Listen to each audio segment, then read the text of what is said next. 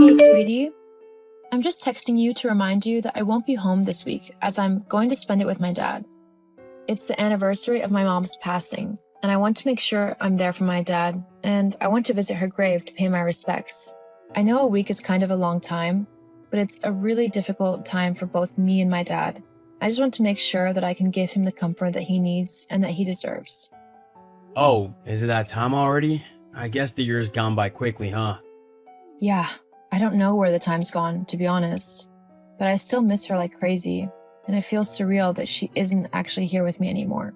Yeah, I guess it can be kind of difficult, but don't you think a week is a bit too long to spend away from home? I mean, do you really want to spend a whole week with your dad? He's not the easiest man to get along with. My dad's fine to get along with. You just find it difficult because he's my dad. I bet every guy feels like that when they're married to his daughter. Dads will always be protective over their daughters. It's just the way things are. Doesn't mean he doesn't like you or anything. Uh-huh, I guess, but who's gonna cook all my meals and clean the house whilst you're away? These are important jobs and they really need doing. You can't just abandon them like you are. Well, you're a grown man, aren't you? You know how to cook and clean, so you can tidy up after yourself whilst I'm not there. It's not that difficult. I just don't think it's necessary for you to spend a whole week away. You're the wife, so you should do all the cooking and cleaning and all the other household chores. As a man, I work and make the money, whilst you take care of the house. That's how this thing goes. By this thing, do you mean our marriage? Well, yeah. Uh-huh. I thought so. Well, for your information, that's not how our relationship works at all. I'm not just a housewife who cleans up after you. I have my own job, which contributes towards the household bills, and we share the responsibility of everything else. That's how our relationship works. Seriously? But you're the woman. It's your job to do all the things that I don't want to do. What are you even on about right now?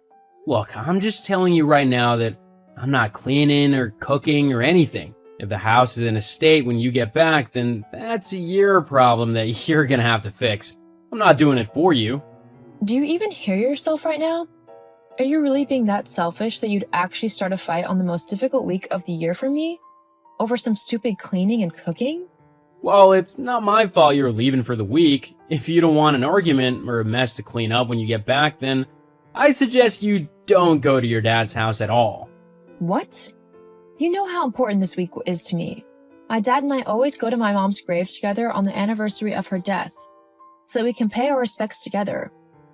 I'm not going to miss out on doing that simply because you can't be bothered to look after yourself for a week. Well, fine then, but don't say I didn't warn you. You know what? I can't deal with you right now. We can deal with this argument when I get back, but for now, I'm going to head over to my dad's house and I'm going to enjoy spending a bit of time with him whilst I'm still able to. Fine then, but just know you're the worst wife ever. Whatever. Why don't you go and act like a child somewhere else? As long as you're not bothering me with your pettiness, I don't care. I'm not being a child. You are. Yes, because that text isn't completely childish. Whatever, just leave me alone. Gladly. I'll see you in a week. Uh-huh, sure. Hey, Selena. Marcus? How come you're messaging me? Has something happened? Is everything okay? Is James okay? Huh? Oh yeah, everything's fine. I just wanted to ask, is today the day that your mom died? Oh, yeah, it is. Would you say that this is the worst day of your life? Well, yeah, obviously. Why? Well, I just wanted to let you know that this day is about to get a whole lot more worse for you. Huh? Why is that? Well, after your argument with my brother the other day, he came to me and told me everything that happened. Hang on. Do you mean when he was telling me that I shouldn't come and spend time with my dad and pay respects to my mom simply so that he wouldn't have to cook or clean up after himself? That argument? Yup, that's the one. Okay then, what about it? Well, he told me what happened, and I have to say that I agree with him. As his wife, you really should do your duties, which, for you, include cooking and cleaning and maintaining the house for him. Look, Marcus, this really has nothing to do with you, and to be honest, I really couldn't care less about this conversation today. I've got other, much more important things on my mind. What? Like your dead mother? She's not going anywhere, so there's no need for you to be so short. You got time for a conversation. Besides, she's dead, so she really doesn't take the precedence over my brother, your husband, does he? She might be dead, but she's still nowhere near as cold as you are. Jeez, calm down. I messaged you because I have something very important that I need to tell you. What is it then? James has decided to divorce you. What? Yeah, he said that, considering you're not actually acting like a wife, he doesn't see the point of being married to you. He'd rather find someone who's gonna do the things that a wife should, without having to be told what to do. You're kidding me, right? Nope, I'm really not. Uh-huh, sure. Look, just tell James that I'll be home in a few days and we can talk everything over then, okay? I don't know why you won't believe me. He's asked me to tell you that he wants a divorce. That's the be-all and end-all of the matter. Look, not to be mean, Marcus, but this wouldn't be the first time that you've tried to meddle in my relationship with your brother. I want to talk to him about this first before anything else happens. That way, I can get the whole story, and me and James can work on it from there together, okay? Okay, but don't say I didn't warn you. Uh-huh, okay, I won't. Marcus? What is going on? Why is my house saying that it's been sold? And where are all of my things? I've tried to message James, but he's not answering. What on earth is going on? Oh, so you finally decided to return home, huh? It's about time. Marcus, this isn't funny. What's happened?